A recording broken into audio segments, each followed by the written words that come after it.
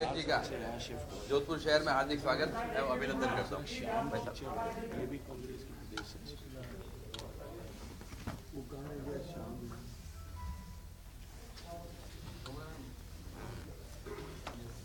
संजय भाई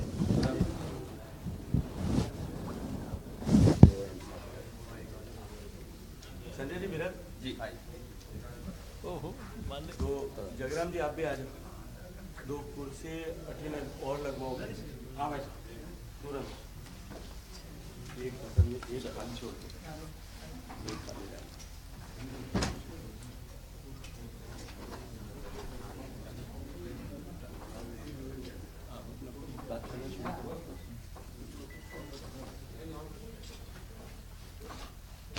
नमस्कार आप सभी को। आज की इस प्रेस वार्ता में हमारे बीच में उपस्थित भारत सरकार के काबीना मंत्री और पार्टी के वरिष्ठ नेता माननीय गजेंद्र सिंह जी,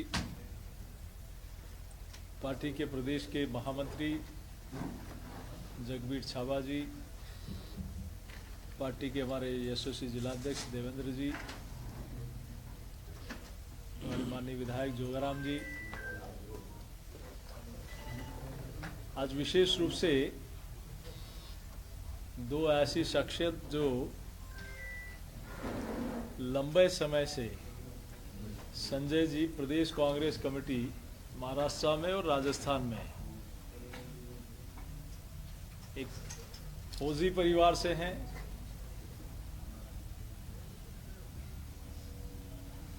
और कांग्रेस पार्टी से लंबे समय से जुड़े हैं। राजस्थान और महाराष्ट्र में राजनीतिक और सामाजिक क्षेत्रों में लंबे समय से आप काम कर रहे हैं। आज वो भारतीय जनता पार्टी की सदस्यता ग्रहण कर रहे हैं। मैं उनका हार्दिक स्वागत और अभिनंदन करता हूं। संजय जी और संजय जी के साथ श्याम जी जो कांग्रेस के वरिष्ठ नेता हैं, संजय जी खींचड़, वो भी आज भारतीय जनता पार्टी की सदस्यता ग्रहण कर रहे हैं। मैं उनका भारतीय जनता पार्टी परिवार में स्वागत और अभिनंदन करता हूं। और आप लोग देख रहे हैं कि पिछले लंबे समय से चाहे राजनीतिक क्षेत्र के लोग हों, चाहे सामाजिक क्षेत्र के लोग हों, कला क्षेत्र के लोग हों, अनेक लोगों ने भारतीय जनता पार्टी और नरेंद्र मोदी जी में विश्वास व्यक्त करते हुए भारतीय जनता पार्टी की सदस्यता ग्रहण की। उसके पीछे कारण है ये विश्वास, अटल विश्वास, दृढ़ विश्वास कमल के फूल में और मोदी जी में कि यहाँ जो कहते हैं वो होता है, असंभव को भी संभव कर दिया जाता है। और जो प्रदेश और राष्ट्र हित में जो काम भारतीय जनता पार्टी ने किया है, देश में मोदी जी ने पिछले 9.5 वर्षों में, और प्रदेश में भारतीय जनता पार्टी की जब भी सरकार रही। अब जहां तक मैं सोचता हूं, कुछ लोग कहते हैं कि हमारी सरकार रिपीट हो रही है, तो सरकार डिलीट उनका बेटा ही कर रहा है कि मेरे पिताजी रिपीट होने वाली नहीं है, मेरे पिताजी की सरकार रिपीट होने वाली नहीं है। जहां परिवार के लोगों का भी उन पर विश्वास नहीं हो, वहां राजस्थान की जनता कैसे विश्वास करेगी। और गांधी परिवार अभी राजस्थान की विजिट पर आया है, वो दूरबीन लेकर या तो टाइगर देखने आते हैं या जमीन देखने आते हैं कि कहां जमीन हड़पी जा सकती है। लेकिन मैं कह सकता हूं कि भारतीय जनता पार्टी के यशस्वी राष्ट्रीय अध्यक्ष आदरणीय जेपी नड्डा जी ने जो संकल्प पत्र परसों उन्होंने उसका विमोचन किया, आपके वादे हमारे संकल्प, ये जनता के बीच में जाकर, पूरे प्रदेश की जनता के बीच में गांव-गांव, ढाणी-ढाणी जाकर लोगों से राय ली गई और उस राय के आधार पर एक संकल्प बना। जो कहा वो करेंगे, और जो नहीं कहा वो भी प्रदेश के हित में भारतीय जनता पार्टी उसको करने का प्रयास करेगी। आप ये देखिए कि जिन लोगों ने किसानों को खून के आंसू रुलाए, कर्ज माफी नहीं किया, उनके लिए भारतीय जनता पार्टी ने प्रोविजन किया कि उन 19,422 किसानों की जमीन नीलाम नहीं होगी, इसके लिए प्रावधान किया गया। किसान सम्मान निधि में आदरणीय मोदी जी की सरकार ने किसान का बैंक में खाता तो खुला ही, नीम कोटेड यूरिया दिया, एमएसपी लागत का 1.5 गुना और उससे कई गुना आगे बढ़ाने का काम किया। प्रधानमंत्री फसल बीमा योजना हो, चाहे प्रधानमंत्री जैविक योजना हो, चाहे प्रधानमंत्री सिंचाई योजना हो, अनेक ऐसे आयाम स्थापित किए जिसमें किसानों की समृद्धि हो सके। ऐसे में एक और नया कदम कि 6,000 रुपये मोदी सरकार दिल्ली से किसान के खाते में डालती है, तो डबल इंजन की सरकार बनते ही उसको 6 की जगह 12 किया जाएगा। हमने देखा है कि राजस्थान में जिस प्रकार से अनेक विषयों को लेकर आज प्रधानमंत्री आवास भारत सरकार देती है, लेकिन हर गरीब के घर में मोदी जी का फोटो लग गया, मोदी जिंदाबाद करने लग गए। तो केंद्र की योजनाओं को भी कैसे डंप करना, लेकिन भारतीय जनता पार्टी की सरकार प्रधानमंत्री हर गरीब को पक्का मकान बना कर देगी, युवाओं को रोजगार देगी, महिला थाना हो, महिला डेस्क हो, एंटी रोमियो स्क्वाड हो, कि किस प्रकार 5 वर्षों में हमारी बहन बेटियों की रक्षा ये सरकार नहीं कर पाई, भारतीय जनता पार्टी की सरकार महिला सुरक्षा और उनकी समृद्धि के लिए सुनिश्चित काम करेगी। आने वाले समय में पिछले 5 वर्षों में कांग्रेस पार्टी ने कहा कि हम बिजली के दाम नहीं बढ़ाएंगे, लेकिन अनेक बार बिजली के दाम बढ़ाकर किसान की जेब काटने का काम किया, किसान को के साथ ठगी करने का काम किया। लेकिन भारतीय जनता पार्टी इस दिशा में अपना संकल्प लेती है कि किसान की समृद्धि के लिए इस काम में हम संकल्प पत्र में इसका प्रोविजन किया गया। हमने इस दिशा में संकल्प पत्र में चाहे महिला हो, युवा हो, गरीब हो या प्रदेश की समृद्धि हो, चाहे हेल्थ हो, चाहे एजुकेशन हो, कोई गरीब की पोशाक से लेकर उसका सारा खर्चा, बेटी जन्म लेगी तो उसको 2 लाख रुपए तक का प्रोविजन देने का वादा था कि प्रधानमंत्री जी ने बेटी बचाओ बेटी पढ़ाओ का एक संकल्प लिया, और उसके कारण आज हमारा जो पुरुष और महिला में अंतर था वो पूरा हुआ। तो मैं यही आपके बीच में विशेष रूप से कि कांग्रेस की गारंटी जनता ने गारंटी फेल कर दी, और आपके यही एक छोटा सा एग्जाम्पल दूंगा कि किस प्रकार से जनता के साथ ठगी करते। 2018 में भी ठगी करके धोखा देके सत्ता में आए, और अभी 15 अगस्त 2023 को हालांकि वादा 3 साल पहले किया कि 1,40,00,000 महिलाओं को हम मोबाइल देंगे, लेकिन दिया प्रोविजन 40 लाख का किया, दिए 17 लाख, और उसके बाद का बाकी बची महिलाओं को हम गारंटी कार्ड देंगे। वो गारंटी कार्ड 15 अगस्त 2023 को उन्होंने इस दिशा में अपना वादा किया, जब नहीं दिया तो लोग कहीं न कहीं न्यायालय की शरण ली, तो 2 बार सरकार गई नहीं और तीसरी बार हलफनामा दिया, एफिडेविट दिया, लिखित में दिया कि हम कोई गारंटी कार्ड इन महिलाओं को नहीं देने वाले। तो किस प्रकार से लूट और झूठ की सरकार, धोखा देना, सिर्फ वादे करना। उज्ज्वला का कनेक्शन भी आप देखिए कि 500 के होर्डिंग लगाए हुए हैं, 500 में 300 मोदी सरकार दे रही है, ये भी अगर लगाते तो अच्छा होता। आप इतने वर्ष कई बार मुख्यमंत्री रहे, किसी गरीब के आवास की नहीं सोची, उसके उज्ज्वला के कनेक्शन की नहीं सोची, उसके स्वास्थ्य की नहीं सोची, दिव्यांग भाइयों के लिए नहीं सोचा। अगर आयुष्मान भारत नहीं होता तो ये चिरंजीव नहीं आता।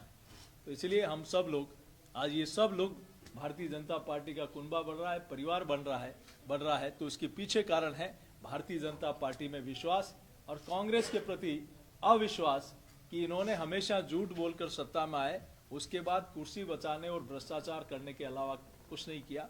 बस यही आप सब लोगों के बीच में बातचीत करनी थी। बहुत धन्यवाद। सर, कांग्रेस कल कह रही है कि साहब जो संकल्प पत्र आया है ये रेवड़ियां हैं, आप रेवड़ियों पे आपत्ति करते हैं, भाजपा करती है, तो ये इसको आप रेवड़ियों के उसमें देखेंगे या जनता के हित में देखेंगे? देखिए, भारतीय जनता पार्टी ने हमेशा गांव, गरीब और किसान के कल्याण के लिए, प्रदेश के हित के लिए पिछले 9.5 वर्ष में जो कहा वो करके दिखाया। सिर्फ बातचीत नहीं की, चुनाव के समय वादे नहीं किए। ये सत्ता में आने के बाद, कुर्सी पर बैठने के बाद पहले दिन से माननीय प्रधानमंत्री जी ने गरीब कल्याण का काम शुरू किया। इसलिए आज लोग आकलन करते हैं कि 60 साल में जितने प्रधानमंत्री आवास नहीं बने, उससे ज्यादा मोदी जी ने 9.5 वर्ष में बनाए। चाहे उज्ज्वला कनेक्शन का विषय हो, जनधन का खाते का विषय हो, शौचालय का विषय हो, हर घर पे पानी पहुंचाने का विषय हो, इन मामलों में 60 साल में ये 9.5 वर्ष भारी पड़ते हैं। तो सिर्फ वादे नहीं करना, चुनाव के समय नहीं कहना, वो करके दिखाना। इसलिए 60 वर्ष से 9.5 वर्ष ऊपर दिखाई देते हैं। तो जो कहा वो करके दिखाया, ये विश्वास मोदी जी के प्रति है। लेकिन कांग्रेस से क्या किया, अंतिम दिनों में जब लगता है इन्हीं के कुनबे के लोग, परिवार के लोग, विधायकों ने, मंत्रियों ने कहा कि हम जिन वादों के आधार पर चुन के आए, हम उनको पूरा नहीं किया, तो हम किस मुंह से जनता के बीच में जाएंगे। तो एक ऐसा होर्डिंग लगाना, एडवर्टाइजिंग करना। लेकिन हुआ क्या, आप देखिए, उज्ज्वला का कनेक्शन, अगर उज्ज्वला योजना नहीं होती तो इतने सालों तक कांग्रेस पार्टी सत्ता में थी, क्या किया उन माताओं बहनों के लिए, ये किया तो मोदी सरकार ने। और आप एक सिलेंडर देके 500 के होर्डिंग लगा रहे हो, तो वो भी 300 रुपया मोदी सरकार दे रही है। क्यों फिर 500 का क्रेडिट लेते हो? मोदी सरकार 600 में मिलता है। अब तो 450 में ही भारतीय जनता पार्टी की सरकार बनने के बाद ये संकल्प हमने जनता के सामने लिया है। 450 में सिलेंडर आप देंगे, इसलिए कांग्रेस ने अपने घोषणा कर रखी है 7 गारंटी में कि वो 1 करोड़ 4 लाख परिवारों को देंगे। तो आपका क्या दायरा रहेगा इसका, खाली वो बीपीएल वाले या बाकी 104 करोड़? देखिए, कांग्रेस पार्टी, अगर ये उज्ज्वला नहीं आता तो क्या इन्होंने सोचा था क्या? अब इन्होंने राइट टू एजुकेशन दिया, इन्होंने कहा कि रोजगार की गारंटी देते हैं। इन्होंने इस 5 साल का रिपोर्ट कार्ड दिखा देना चाहिए। आज रोजगार, केंद्र सरकार, मनरेगा योजना, चाहे पेंशन योजना भारत सरकार की, इन योजनाओं को अपना बताकर पब्लिक में जाना। लेकिन जनता सब जानती है कि ये कल्याण के काम मोदी सरकार आने के बाद शुरू है। तो ये आपका दायरा क्या रहेगा, बीपीएल परिवार रहेगा या उसके आगे भी बढ़ेगा आपका दायरा? उज्ज्वला के लाभार्थी जितने हैं उनको ये 450 में दिया जाएगा। सर, ओपीएस और चिरंजीवी पे क्या स्टैंड रहेगा? देखिए, चिरंजीवी योजना, मैं कहता हूं कि भामाशाह योजना पिछली सरकार में भारतीय जनता पार्टी की सरकार में थी, लेकिन उसके बाद आयुष्मान भारत योजना देश में आई। उसके बाद, उससे पहले क्या इनको नहीं दिखाई देता था कि हम गरीबों के लिए, उनके स्वास्थ्य के लिए कुछ काम करें? लेकिन उस चिरंजीवी योजना का नाम बदलकर आज कितने लोगों को 10 लाख से ज्यादा लाभ मिला, ये हम लोगों ने इसका रिसर्च करना चाहिए। और ये जो दायरा बढ़ाया है, उसके पीछे क्या भ्रष्टाचार का खेल है, इसकी भी हमने जांच करनी। आज अस्पताल वाले हाथ जोड़ते हैं कि भैया हमें इस दिशा में हमने कोई काम नहीं करना। तो कहीं कहीं इस दिशा में भारतीय जनता पार्टी की सरकार नहीं, देश नहीं, दुनिया की सबसे बड़ी हेल्थ इंश्योरेंस की पॉलिसी है आयुष्मान भारत योजना, जिसके माध्यम से सब लोगों को स्वास्थ्य का लाभ इसमें मिलता है। लेकिन चिरंजीवी योजना ने कहीं न कहीं भ्रष्टाचार के खेल में लोगों के साथ धोखा किया है। धन्यवाद। चिरंजीवी का दायरा कम होगा? देखिए, एक मिनट, मैं चिरंजीवी और आयुष्मान भारत का फर्क आपके सामने स्पष्ट करना चाहता हूँ। चिरंजीवी योजना का भी जो बेस है, फाउंडेशन है, वो आयुष्मान भारत ही है। वो जो भारत सरकार पैसा देती है, उसी के आधार पर चिरंजीवी योजना बनी है। सिर्फ उन्होंने अपनी सुविधा और राजनीतिक लाभ के लिए उसका नाम परिवर्तित किया। भारत सरकार जो 5 लाख रुपए तक का लाभ देती है, उसके ऊपर राजस्थान सरकार अपनी तरफ से थोड़ा सा अंशदान करके और 10 लाख रुपए तक देने की मार्केटिंग करती है। लेकिन विधानसभा में पूछे गए प्रश्न के प्रत्युत्तर में उन्होंने कहा है, खुद स्वीकार किया कि पिछले पूरे इस 5 साल के शासनकाल में, जब से उन्होंने, शुरू में नहीं था, 2 साल बाद किया था, लेकिन जब से उन्होंने 10 लाख किया है, तब से अब तक कुल मिलाकर के 232 लाभार्थी ही, और उन लाभार्थियों को इसके आगे भी जो 25 लाख तक की गारंटी की अभी बात की जा रही है। अशोक गहलोत साहब की सरकार की योजनाएं होती क्या है, दिखाई क्या जाती है, इन दोनों का फर्क समझने की आवश्यकता है। वो 10 लाख से ऊपर तक का पैसा जो है वो सीएम डिस्क्रिशनरी फंड से दिया जाएगा। अब चीफ मिनिस्टर डिस्क्रिशनरी फंड जो है, वो तो उससे तो पहले भी दिया जा सकता था, उस पर तो कोई किसी तरह का प्रतिबंध नहीं था, नहीं तो घोषित करने की आवश्यकता थी। और घोषणा होने के बाद में मार्च से लेकर अब तक एक भी व्यक्ति को उसका लाभ नहीं मिला, क्योंकि सीएम डिस्क्रिशनरी फंड जो है यहाँ तुष्टिकरण के आधार पर निर्णित होता है। जब गरीब मेघवाल के 2 बच्चों को गैंग वॉर के, आपस में 2 गैंग्स के लड़ाई के चलते हुए संदेह के आधार पर कुचल करके चितड़े करके मार दिया जाता है, उनके परिजन 10 दिन तक वहां सड़क पर बैठे रहते हैं। समाज सहायता एकत्रित करके देता है, सरकार 2 लाख रुपए नहीं दे पाती, और रोड रेज की एक सामान्य घटना में एक व्यक्ति मारा जाए, उसको 50 लाख रुपए तुरंत मुआवजा दिया जाए। ये सीएम डिस्क्रिशनरी फंड की हकीकत है। तो आने वाले समय में ये 25 लाख रुपए का जो चिरंजीवी बीमा की चर्चा करते हैं, इसमें भी तुष्टिकरण नहीं होगा, इसकी क्या गारंटी है, ये राजस्थान की जनता पूछना चाहती है। आयुष्मान का दायरा बढ़ेगा। देखिए, आयुष्मान भारत योजना पूरे भारत में इस तरह की जो है एक साथ चलने वाली योजना है। चिकित्सा, प्राथमिक चिकित्सा हमारे देश में संविधान के अनुरूप राज्य की समवर्ती सूची का विषय है, इसलिए प्राथमिक रूप से राज्य का दायित्व है। लेकिन माननीय मोदी जी ने देश के गरीब को चिकित्सा के खर्चे से मुक्ति मिले, इसको लेकर के ये योजना बनाई है, और देश के गरीबों की चिकित्सा की आवश्यकता की लगभग पूरी आपूर्ति 5 लाख रुपए तक हो जाती है। इसके अतिरिक्त भी इसमें यदि और कुछ भी सुविधाओं को जोड़ने का हो, तो भारत सरकार हमेशा सभी योजनाओं को सजीव योजनाओं के रूप में बनाती है, ताकि उसमें कभी भी कहीं भी किसी भी तरह के सुधार की गुंजाइश वो हमेशा रहती है। ओपीएस का क्या रहेगा? कांग्रेस कह रही कानून बनाएंगे। देखिए, कानून यदि उनको बनाना होता तो मेरा तो प्रश्न ये है कि जिस ओपीएस को उन्होंने 4 साल पहले घोषित किया था, जिस ओपीएस को गाजे बाजों के साथ में घोषित करके और वो हिमाचल प्रदेश और कर्नाटका में लेकर के आए थे चुनाव से पहले वादे के रूप में, वहां दोनों जगह तो देने से मुकर चुके हैं, और यहाँ 4 साल बाद में अब उनको उसके लिए कानून बनाएंगे ऐसा स्मरण आया। मुझे लगता है कि प्रश्न उनसे पूछना चाहिए कि आप 4 साल तक कानून बना क्यों नहीं पाए थे, बना क्यों नहीं पाए थे। भारतीय जनता पार्टी का स्टैंड एकदम क्लियर है। ये जो ओल्ड पेंशन स्कीम को लेकर के जिस तरह की चर्चा चिंता लोगों के बीच में आई है, और कहीं कोई विसंगतियां कैसे हो सकती हैं, क्योंकि 2004 में जो लोग 2014 में जो लोग नौकरी में आए थे, अभी तक उनमें से रिटायर होना शुरू नहीं हुआ, कि उनके, मेरी बात पूरी सुन लो, बीच में मत डिस्टर्ब करो, उनकी पेंशनेबल एज अभी नहीं हुई। राजस्थान में जो लोग 2014 के बाद में एक सरकारी योजना में प्राइवेट स्कूल में काम करने वाले टीचर समायोजित हुए थे, अब उनके समायोजन के कारण से उनकी पेंशनेबल एज नहीं थी, और उनके समायोजन के समय ही उसमें लिखा गया था कि वो किसी तरह भी पेंशन बेनिफिट्स के हकदार नहीं होंगे। उनका केवल जो है रिटायरमेंट हुआ, और उनके ग्रेच्युटी पेपर्स को दिखा करके इसको ऐसा वायुमंडल बनाया गया कि कर्मचारियों को नुकसान हो रहा है। अभी तक तो पेंशनेबल एज ही किसी की नहीं हुई। 20 साल की नौकरी तो पहली 2034 में होगी, उसके बाद ही पेंशन मिलेगी। लेकिन संभावित ऐसी कोई भी जो है विपरीत परिस्थिति किसी कर्मचारी के साथ में हो सकती है कभी, इसको कवर अप करने के लिए भारत सरकार ने एक उच्च स्तरीय समिति फाइनेंस मिनिस्ट्री ने बनाई है, जो इस पर पूरे भारत के परिप्रेक्ष्य में विचार कर रही है। मैं इतना भारत सरकार की तरफ से आपको विश्वास के साथ में कह सकता हूं, किसी भी कर्मचारी के हित पर विपरीत कुठाराघात नहीं होगा। ओपीएस के चलते हुए, एनपीएस के चलते हुए, इसको भारत सरकार आश्वस्त करती है। अलग चल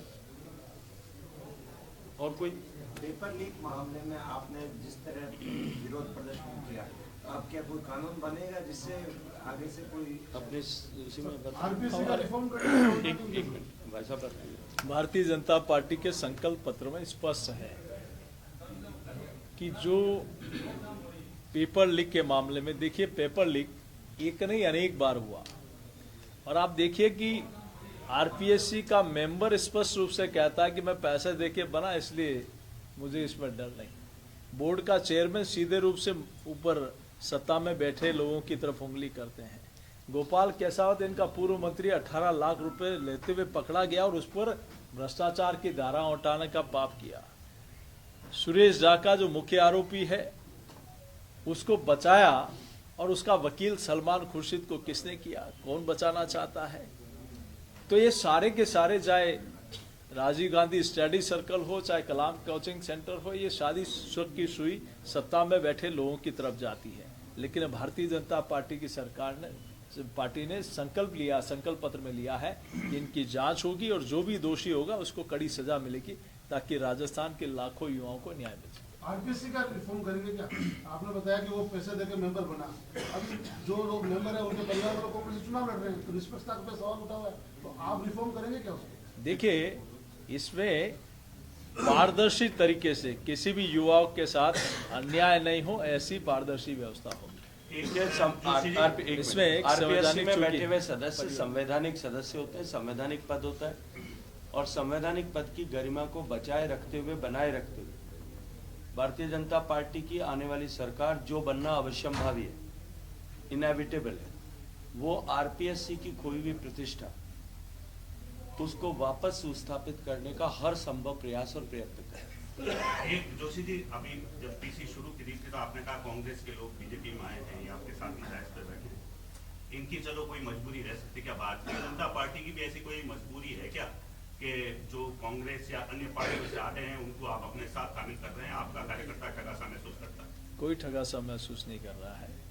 इनको अविश्वास है और इनको विश्वास है कि भारतीय जनता पार्टी राष्ट्र और प्रदेश हित में काम करती है, जो कहती है वो करती है। इसलिए आज इन लोगों का भारतीय जनता पार्टी में प्रवेश हो रहा है। धन्यवाद मित्रों।